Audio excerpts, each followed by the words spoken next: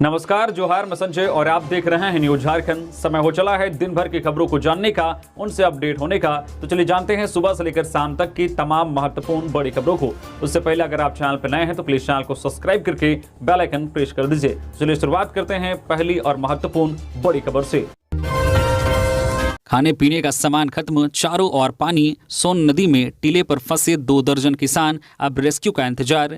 झारखंड के पलामू में हुसैनाबाद सोन नदी में पलामू के 2 दर्जन महिला पुरुष बाढ़ में फंसे हुए हैं। बताया जा रहा है यहाँ बिहार के कई लोग भी हैं। दरअसल झारखंड और उत्तर प्रदेश में पिछले 3 दिनों से हुई लगातार बारिश के कारण सोन नदी का जलस्तर अचानक बढ़ गया। ऐसे में हुसैनाबाद के देवरी इलाके में सोन नदी के बीच टीले पर खेती बाड़ी करने वाले किसान अचानक आई बाढ़ के कारण टीले पर ही फंस गए हैं। जानकारी के अनुसार पलामू के हुसैनाबाद थाना क्षेत्र के देवरी गांव के 2 दर्जन महिला पुरुष बाढ़ में फंसे हुए हैं। अभी तक प्रशासन की ओर से कोई पहल नहीं की गई है। हुसैनाबाद देवरी पंचायत की वार्ड सदस्य रीना सिंह ने देवरी गांव की एक महिला जो बाढ़ में फंसी हुई है उससे बात की तो पता चला है कि उनके पास खाने का भी कोई सामान नहीं बचा है। झुग्गी झोपड़ी बनाकर टीला पर रहने वाले किसान का खाने का सामान भी जो है बाढ़ में बर्बाद हो गया है। फिलहाल खाने का भी जो है कोई इंतजाम नहीं है, लोग परेशान हैं। इधर वार्ड सदस्य रीना सिंह का कहना है कि जब पीड़ित महिला पूनम देवी से बात हुई, पूनम देवी ने बताया कि हम लोग देवरी गांव के वार्ड नंबर 2 के 22 लोग फंसे हुए हैं, जबकि बिहार के भी कई लोग हैं जो इस बाढ़ में फंसे हुए हैं। वार्ड सदस्य रीना सिंह का कहना है कि इसकी सूचना हमने हुसैनाबाद के अनुमंडल पदाधिकारी को दी, थाना में सूचना दी है ताकि उन्हें बचाने के लिए कोई प्रयास किया जा सके। इधर पुलिस को सूचना मिलते ही बाढ़ में फंसे लोगों के बारे में जानकारी लेने में जुटी हुई है, लेकिन नदी में बाढ़ का तेज बहाव इतना ज़्यादा है कि उसमें नाव चलाना भी मुश्किल है। यही वजह है कि अभी तक प्रशासन का बचाव दल या स्थानीय लोग बाढ़ में फंसे लोगों को बचाने नहीं पहुंच पाए हैं। गृह मंत्री अमित शाह 20 सितंबर को करेंगे भाजपा के परिवर्तन यात्रा की शुरुआत। इन बड़े नेताओं का भी कार्यक्रम तय। झारखंड विधानसभा चुनाव को लेकर भाजपा ने तैयारी तेज कर दी है। कुछ दिन पहले ही पार्टी ने कार्यकर्ताओं के साथ रायशुमारी की थी। रविवार को पीएम मोदी ने जमशेदपुर के गोपाल मैदान से चुनावी बिगुल फूंका था। अब शुक्रवार को गृह मंत्री अमित शाह साहिबगंज के भोगनाडीह से परिवर्तन यात्रा की शुरुआत करेंगे, जो कि 3 अक्टूबर तक चलेगा। यह यात्रा पूरे प्रदेश में 200 से अधिक प्रखंडों से गुजरती हुई लगभग 5400 किलोमीटर की दूरी तय करेगी। राज्य के सभी 81 विधानसभा क्षेत्रों से होकर यह यात्रा गुजरेगी। कार्यक्रम में पार्टी के कई राष्ट्रीय स्तर के नेता भी शामिल होंगे। परिवर्तन यात्रा में केंद्रीय सड़क परिवहन मंत्री नितिन गडकरी, पूर्व केंद्रीय मंत्री स्मृति ईरानी, रक्षा मंत्री राजनाथ सिंह, योगी आदित्यनाथ, मध्य प्रदेश के मुख्यमंत्री मोहन यादव, ओडिशा के सीएम मोहन चरण मांझी समेत कई नेता शामिल होने वाले हैं। केंद्रीय मंत्री नितिन गडकरी जहां 22 सितंबर को झारखंड आने वाले हैं, तो वहीं स्मृति ईरानी 23 सितंबर को, 28 सितंबर को राष्ट्रीय अध्यक्ष जेपी नड्डा और उसी दिन रक्षा मंत्री राजनाथ सिंह भी आने वाले हैं। योगी आदित्यनाथ जहां 21, 22, 24, 26 और 30 सितंबर को उनका दौरा है, तो वही 24 सितंबर को मध्य प्रदेश के मुख्यमंत्री मोहन यादव का खूंटी और विशुनदेव साय का सिमडेगा में सभा है। झारखंड सीजीएल एडमिट कार्ड इस वेबसाइट पर जारी। परीक्षा 21 और 22 सितंबर को। झारखंड सामान्य स्नातक योग्यताधारी संयुक्त प्रतियोगी परीक्षा 2023 का आयोजन 21 एवं 22 सितंबर 2024 को राज्य भर में निर्धारित परीक्षा केंद्रों पर करवाया जाएगा। इस भर्ती के लिए जिन भी उम्मीदवारों ने आवेदन किया था उनके एडमिट कार्ड जेएसएससी की ओर से डाउनलोड के लिए ऑफिशियल वेबसाइट jssc.nic.in पर उपलब्ध करवा दिए गए हैं। आवेदनकर्ता तुरंत ही वेबसाइट पर जाकर जो है एडमिट कार्ड डाउनलोड कर सकते हैं। प्रवेश पत्र डाउनलोड करने के लिए आपको रजिस्ट्रेशन नंबर एवं जन्मतिथि दर्ज करनी होगी। जो भी अभ्यर्थी झारखंड सीजीएल एग्जाम में शामिल होने जा रहे हैं वे परीक्षा केंद्र पर एडमिट कार्ड एवं एक जो है वैकल्पिक पहचान पत्र जैसे कि Aadhaar card, PAN card, voter ID card, passport, driving licence अनिवार्य रूप से साथ लेकर जाएं ताकि आपका वेरिफिकेशन हो सके। प्रवेश पत्र एवं पहचान पत्र के बिना आपको एग्जाम सेंटर पर एंट्री नहीं दी जाएगी। इसके अलावा अगर एग्जाम पैटर्न की बात करें तो झारखंड सीजीएल परीक्षा जो है 3 पेपर्स में होगी। पेपर 1 में लैंग्वेज के लिए होगा जिसकी टाइमिंग प्रातः 8:30 बजे से 10:30 बजे तक रहेगी। इसके बाद पेपर 2 का आयोजन सुबह 11:30 से दोपहर 1:30 बजे तक करवाया जाएगा, जिसमें खोरठा, क्षेत्रीय एवं जनजातीय भाषा से प्रश्न पूछे जाएंगे। अंत में पेपर 3 आयोजित किया जाएगा जिसके लिए टाइमिंग दोपहर 3 बजे से शाम 5 बजे तक तय की गई है। पेपर 3 में अभ्यर्थियों से सामान्य ज्ञान विषय से प्रश्न पूछे जाएंगे। पलामू में कोयल नदी उफान पर, भीम बराज के 36 गेट खोले गए, 2,80,000 क्यूसेक पानी रिलीज, 6 जिलों में बारिश का अलर्ट।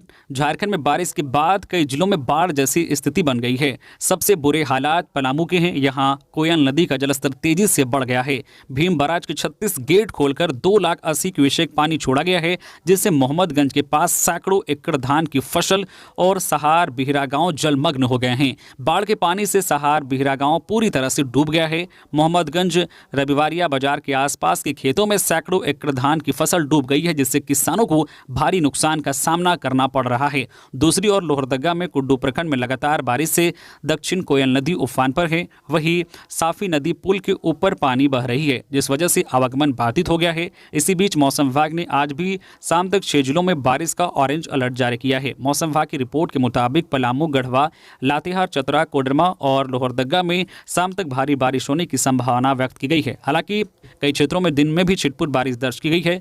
इस दौरान राज्य के पश्चिमी और निकटवर्ती मध्य इलाके में आकाशीय बिजली गिरने की भी संभावना जताई गई है। वहीं इन क्षेत्रों में हवा की रफ्तार भी 50 किलोमीटर प्रति घंटा तक रह सकती है।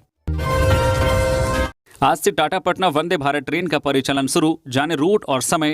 टाटा पटना वंदे भारत ट्रेन का परिचालन आज से शुरू हो गया है। सोमवार सुबह से ही इसके लिए यात्रियों ने टिकट की बुकिंग शुरू कर दी थी। प्रधानमंत्री मोदी ने रविवार को हरी झंडी दिखाकर इसका उद्घाटन किया था। रेलवे अधिकारियों के मुताबिक यह ट्रेन टाटानगर से सुबह 5:30 बजे खुलेगी, जो चांडिल में 6 बजे, मोरी में 7:13 पर, बोकारो में 8:08 पर, गोमो में 8:53 पर, पारसनाथ में सुबह 9:05 पर, कोडरमा में 9:53 पर और गया में 11:05 पर रुकते हुए 12:45 पर पटना जंक्शन पर पहुंचेगी। पटना से यह ट्रेन दोपहर 2:15 पर खुलेगी, जो गया में 3:30 बजे, कोडरमा में 4:38 पर, पारसनाथ में 5:43 पर, गोमो में 5:48 पर, बोकारो में 6:45 पर, मोरी में 7:23 पर और चांडिल में रात 8:53 पर रुकते हुए रात 9:30 बजे टाटानगर पहुंचेगी। इस ट्रेन में टाटानगर से पटना के बीच का चेयर कार का किराया 1505 रुपये और एग्जीक्यूटिव क्लास का किराया 2570 रुपये है। झारखंड में यह Koderma, Parasnath, Netaji Subhash Chandra Bose, Gomoh station, Bokaro steel city, Mori व चांडिल में रुकते हुए टाटानगर पहुंचेगी। जबकि बिहार में पटना और गया में इसका ठहराव होगा। जबकि सोमवार को छोड़कर यह ट्रेन सप्ताह में 6 दिन चलेगी। झारखंड के त्रिशूल ने केबीसी 16 में जीता 50 लाख के इस सवाल पर किया ट्वीट। झारखंड के बोकारो के एक सॉफ्टवेयर इंजीनियर त्रिशूल सिंह चौधरी ने कौन बनेगा करोड़पति 16 के 17 सितंबर के एपिसोड में अपनी शानदार बुद्धिमत्ता का लोहा मनवाया। उन्होंने शानदार खेल खेला और 25 लाख तक पहुंचने के बाद पूरे आत्मविश्वास के साथ शो छोड़ने का निर्णय लिया। 50 लाख का सवाल जिस पर वो अटके थे, वो सवाल था गिनीज वर्ल्ड रिकॉर्ड के अनुसार किस दस्तावेज का सबसे अधिक अनुवाद हुआ है। पहला ऑप्शन था अमेरिकी संविधान, दूसरा ऑप्शन था मानव अधिकारों की सार्वभौम घोषणा, तीसरा ऑप्शन था साम्यवादी घोषणा पत्र और चौथा ऑप्शन था संयुक्त राष्ट्र अधिकार पत्र।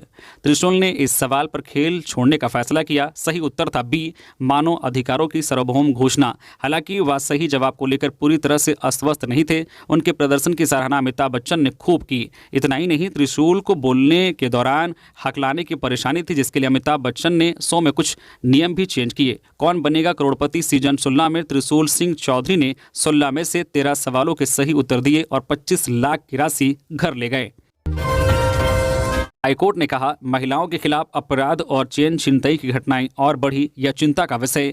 झारखंड के अलग अलग जिलों में महिलाओं और स्कूली बच्चों समेत नाबालिग लड़कियों के साथ बढ़ते अपराधों पर रोक के लिए दायर जनहित याचिका पर झारखंड हाईकोर्ट में सुनवाई हुई। बुधवार को हुई सुनवाई के दौरान राज्य के गृह सचिव, नगर विकास विभाग के सचिव, महिला बाल विकास सचिव, रांची के डीसी, नगर निगम के नगर आयुक्त और रांची एसएसपी कोर्ट के समक्ष उपस्थित हुए। अदालत ने महिलाओं की सुरक्षा के प्रति चिंता जाहिर करते हुए मौखिक रूप से कहा है कि रांची में महिलाओं के साथ चेन छिनतई और अपराध की घटनाएं बढ़ रही है और इस पर रोक नहीं लग पा रही है। यह चिंता का विषय है। इस पर गृह सचिव ने अदालत को बताया है कि स्कूली बच्चे सुरक्षित अपने घर पहुंचे और उन्हें भयमुक्त वातावरण मिले। इसके लिए वह सभी स्कूलों के प्रबंधन के साथ बैठक करेंगे। राज्य सरकार की ओर से सुझाव पेश करने के लिए समय देने की मांग की गई, जिसे स्वीकार करते हुए 30 सितंबर तक शपथ पत्र के माध्यम से सुझाव की जानकारी मांगी गई है। इसके साथ ही अदालत ने सरकार को निर्देश दिया है कि अपराधों पर रोकथाम के लिए जो हेल्पलाइन नंबर जारी किए गए हैं उनका व्यापक प्रचार प्रसार होना चाहिए, ताकि जरूरत पड़ने पर लोग इसका इस्तेमाल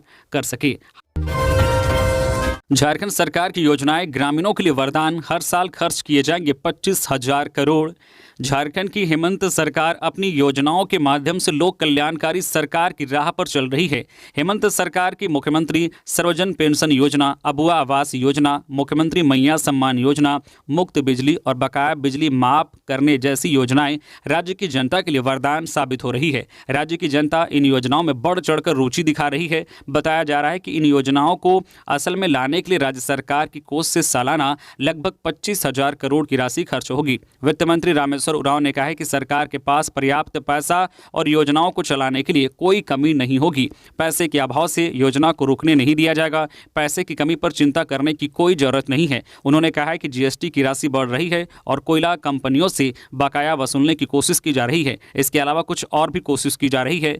वही योजनाओं में खर्च हो रहे पैसों के मामले में पूर्व सचिव अशोक कुमार सिंह ने कहा है कि उन्हें नहीं पता है कि सरकार के पास कितने पैसे हैं और वे पैसे कैसे खर्च करेंगे, लेकिन सरकार को टैक्स पेयर की मनी का सही उपयोग करना चाहिए। सरकार को रोजगार सृजन और आधारभूत संरचना निर्माण पर विशेष ध्यान देना चाहिए। इन योजनाओं के अलावा राज्य सरकार ने 20 लाख अतिरिक्त परिवारों को मुफ्त राशन, चना दाल, नमक योजना, सहायक पुलिसकर्मियों के मानदेय में वृद्धि, बच्चों के पोशाक, आंगनबाड़ी सेविका सहायिका, जलसहिया अधिवक्ताओं के स्टाइपेंड वृद्धि, ग्राम प्रधानों के सम्मान राशि में वृद्धि जैसी कई अन्य योजनाओं की घोषणा की है। इन योजनाओं का भी राशि प्रति वर्ष 5,000 करोड़ से अधिक है। जानकारी हो कि राज्य सरकार ने वित्त वर्ष 2024-25 के लिए 1,28,900 करोड़ का बजट पेश किया है।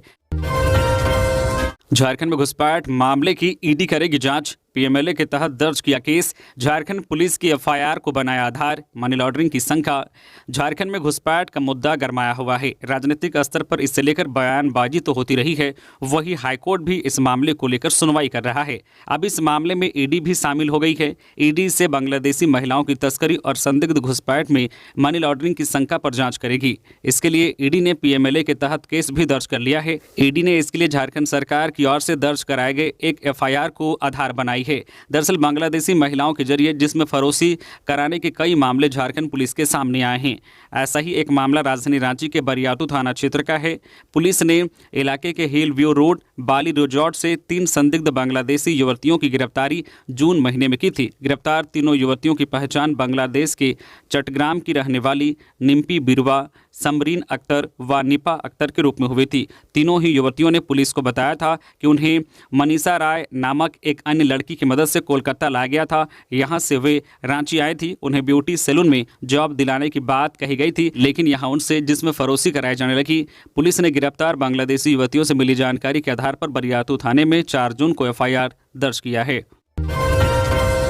भाजपा का परिवर्तन यात्रा, नेताओं ने बदले प्रोफाइल पिक्चर, ना सहेंगे ना कहेंगे, बदल के रहेंगे। विधानसभा चुनाव को लेकर झारखंड भाजपा परिवर्तन यात्रा शुरू करने वाली है। इसे लेकर पार्टी ने बुधवार को सोशल मीडिया पर अभियान शुरू किया है। इसके तहत पार्टी के सभी नेताओं ने अपने सोशल मीडिया प्रोफाइल से अपनी तस्वीरों को हटा लिया है। नेताओं ने अपने प्रोफाइल में परिवर्तन यात्रा का लोगो लगाया है। साथ ही नारा लिखा है, ना सहेंगे ना कहेंगे, बदल के रहेंगे। इसके साथ ही भाजपा नेताओं ने अपने सोशल मीडिया प्रोफाइल में एक बैनर भी जारी किया है, जिसमें घोषणा पत्र पर सुझाव अभियान शुरू करने की बात लिखा है। साथ ही नारा दिया है, आपका सुझाव लाएगा झारखंड में बदलाव। इसके साथ ही पार्टी ने एक व्हाट्सएप नंबर भी जारी किया है, जिस पर मैसेज के जरिए कोई भी व्यक्ति अपना सुझाव दे सकते हैं। एक क्यूआर कोड भी है, जिसे स्कैन करके झारखंड भाजपा का पोर्टल खुलता है। इसमें सुझाव को लेकर एक संदेश दर्ज है। उल्लेखनीय है कि इससे पहले झारखंड भाजपा ने राज्य के सभी 81 विधानसभा क्षेत्रों में पर्चा बांटो अभियान चलाया है। पर्चे में राज्य की हेमंत सरकार पर वादा नहीं निभाने का आरोप लगाया गया है। साथ ही केंद्र की मोदी सरकार की योजनाओं और उससे आम लोगों को हुए फायदे के बारे में बताया गया है। 28 को चतरा और 29 को पलामू में होगा राजद कार्यकर्ता सम्मेलन।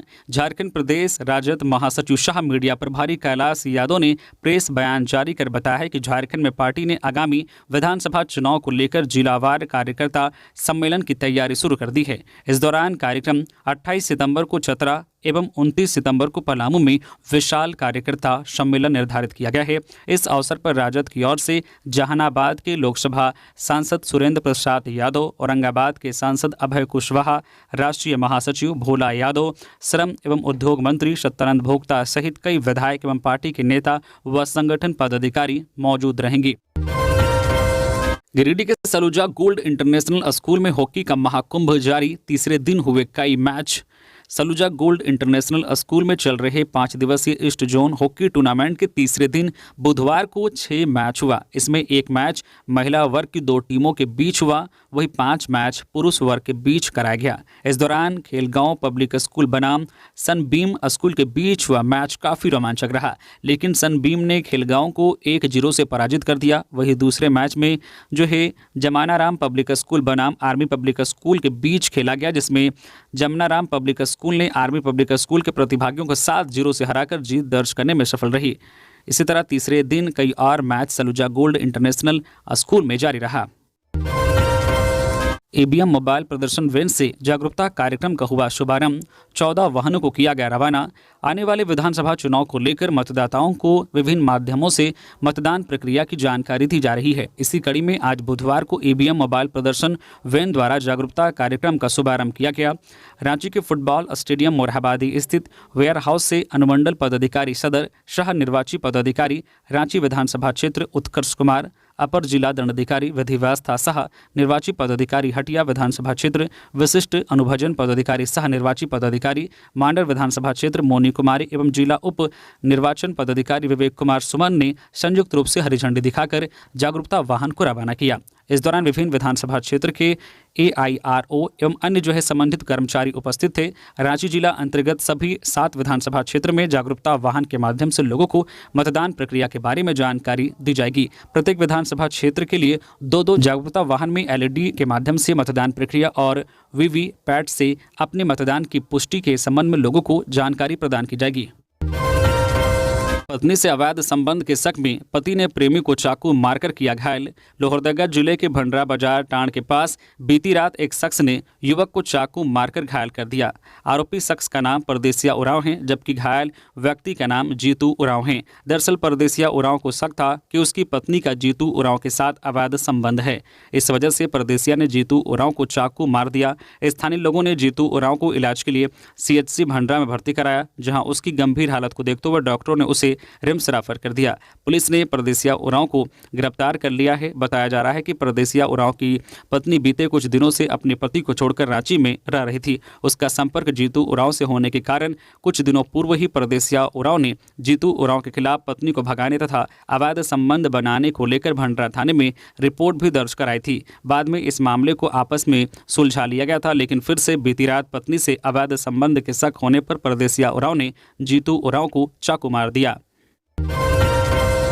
पलामू DC, SP और DFO से राष्ट्रीय ST आयोग नाराज, तीनों अधिकारियों को भेजा नोटिस, 20 सितंबर को दोपहर 2 बजे तक हाजिर होने का निर्देश। राष्ट्रीय अनुसूचित जनजाति आयोग ने पलामू DC, SP और DFO को समन जारी किया है। इन तीनों अधिकारियों को आयोग ने 20 सितंबर को दोपहर 2 बजे तक हाजिर होने को कहा है। राष्ट्रीय अनुसूचित जनजाति आयोग की सदस्य आशा लकड़ा मंगलवार को पलामू दौरे पर थी। वह समाहरणालय परिसर में बैठक रखी थी और आदिवासी समाज की समस्याओं को लेकर चर्चा कर रही थी। आयोग की सदस्य आशा लकड़ा ने बताया है कि आदिवासी समाज की समस्याओं के समाधान के लिए बैठक आयोजित की गई थी, लेकिन इस बैठक में DC, SP और DFO शामिल नहीं हुए। यहां तक कि इस मीटिंग में अंचल अधिकारी व BDO ने कंप्यूटर ऑपरेटर एवं अन्य कर्मियों को बैठक में शामिल होने के लिए भेजा था। यह मामला गंभीर है। आशा लकड़ा ने बताया है कि इस मामले को लेकर जिला के उपायुक्त, SP और DFO का समन जारी किया गया है। उन्होंने बताया है कि इन अधिकारियों के द्वारा बैठक में शामिल नहीं होने की कोई जानकारी साझा नहीं की गई है। सभी को 20 सितंबर को 2 बजे तक अपना अपना जवाब देने को कहा गया है। आशा लकड़ा ने कहा है कि पलामू में 9% आदिवासी समाज की आबादी है। ऐसी बैठक में अधिकारियों के शामिल न होने के हालात से लगता है कि आदिवासी समाज की समस्याओं को लेकर कोई भी गंभीर नहीं है। जिला में छात्रावास की हालत गंभीर है। आदिवासियों को जमीन नहीं मिल रही है, उनके मामलों की जांच नहीं हो रही है। वन पट्टा के लिए आदिवासी भटक रहे हैं। झारखंड के मेडिकल संस्थानों में काउंसलिंग के शेड्यूल में बदलाव, अब इस तारीख तक ले सकते हैं नामांकन। झारखंड के मेडिकल संस्थानों में नामांकन के लिए चल रही काउंसलिंग शेड्यूल में बदलाव किया गया है। इसके तहत अब अभ्यर्थी दूसरे राउंड के लिए 24 सितंबर तक अपने पसंदीदा कॉलेज को लेकर चॉइस फिलिंग कर सकते हैं। पहले इसकी तारीख 17 सितंबर तक ही निर्धारित थी। वहीं अगर कोई चॉइस फिलिंग में बदलाव करना चाहते हैं तो वह 25 सितंबर तक कर सकते हैं। सीट अलॉटमेंट की जानकारी 27 से 5 अक्टूबर तक दे दी जाएगी। दाखिले और दस्तावेज सत्यापन की प्रक्रिया 28 सितंबर से 5 अक्टूबर तक चलेगी। इच्छुक अभ्यर्थी इस अवधि में अपना नामांकन करा सकते हैं। बता दें कि JCE CEB द्वारा ली जाने वाली इस परीक्षा में राज्य के मेडिकल, डेंटल और होम्योपैथी के संस्थानों में दाखिला होता है। पहले राउंड की काउंसलिंग के बाद गैर सरकारी व सरकारी कॉलेजों में रिक्त सीटों की संख्या जारी कर दी गई है। इसके तहत सबसे अधिक जो है BDS में 206 सीटें खाली हैं। साहिबगंज के बरहरवा में पुलिस के खिलाफ सड़क पर उतरे लोग, बाजारों को कराया बंद। साहिबगंज के बरहरवा में पुलिस के विरोध में लोगों ने सड़क जाम कर दिया। बुधवार सुबह 8 बजे से लोगों ने बाजार को बंद कराया। इसके बाद स्टेशन चौक पर इकट्ठा होकर धरना प्रदर्शन शुरू कर दिया। दरअसल बिंदुधाम मंदिर के मुख्य पुजारी गंगा बाबा और बरहरवा RSS के नगर कार्यवाहक अनुराग आनंद के कथित जेवरात की हेराफेरी के मामले में पुलिस ने अनुराग की बेरहमी से पिटाई कर दी थी, जिसके बाद से वे मालदा के एक निजी अस्पताल में भर्ती हैं। स्थानीय लोगों का कहना है कि साहिबगंज के रांगा थाना की पुलिस ने RSS के नगर कार्यवाहक अनुराग आनंद को पीटा है, जिससे वह गंभीर रूप से घायल हैं। प्रदर्शनकारियों का कहना है कि पुलिस राजनीतिक दबाव के कारण ऐसा कर रही है। मंदिर के मुख्य पुजारी गंगा बाबा को जबरन मंदिर से उठाकर थाना लाया जाता है और दिन भर रखकर उनसे पूछताछ कर शाम को छोड़ देती है। लोगों ने सवाल उठाया है कि अगर पुलिस को लगता है कि चोरी हुई है तो क्या क्या सामानों की चोरी हुई है, आज तक पुलिस ने क्यों नहीं उजागर किया। स्थानीय लोगों का कहना था कि अगर कोई चोरी में शामिल है तो इसकी भी जानकारी हमें भी दें। जमशेदपुर में उत्क्रमित मध्य विद्यालय सरना में असामाजिक तत्वों ने लाइब्रेरी में रखी किताबों में लगाई आग। जमशेदपुर के बागुनहातू स्थित उत्क्रमित मध्य विद्यालय सरना में असामाजिक तत्वों ने एक बार फिर से उत्पात मचाते हुए स्कूल के लाइब्रेरी में रखी किताबों को जला दिया है। वही पंखे, खिड़की और दरवाजों की चोरी कर ली है। इस संबंध में विद्यालय के प्रभारी प्रधानाचार्य ने बताया है कि इस स्कूल में आए दिन चोरी की घटनाएं होती रहती है। अभी 3 दिनों से स्कूल बंद था। आज सुबह जब स्कूल खोलने पहुंचे तो लाइब्रेरी के सारे किताब जले मिले और सभी कक्षाओं में लगे पंखे और लोहे की खिड़कियां गायब मिली। इससे पहले भी पुलिस में कंप्लेन दर्ज कराई गई थी। तो ये थी झारखंड की टॉप बड़ी खबर। इसी तरह से झारखंड की हर एक छोटी बड़ी खबर देखने के लिए आप हमारे चैनल न्यूज झारखंड चैनल को सब्सक्राइब करके बेल आइकन प्रेस कर दीजिए, जिससे आपको झारखंड की हर एक छोटी बड़ी खबर का अपडेट आप तक पहुंचता रहे। तो अभी के लिए बस इतना ही, हमें दीजिए इजाजत, फिर मिलते हैं नेक्स्ट खबरों के साथ। धन्यवाद।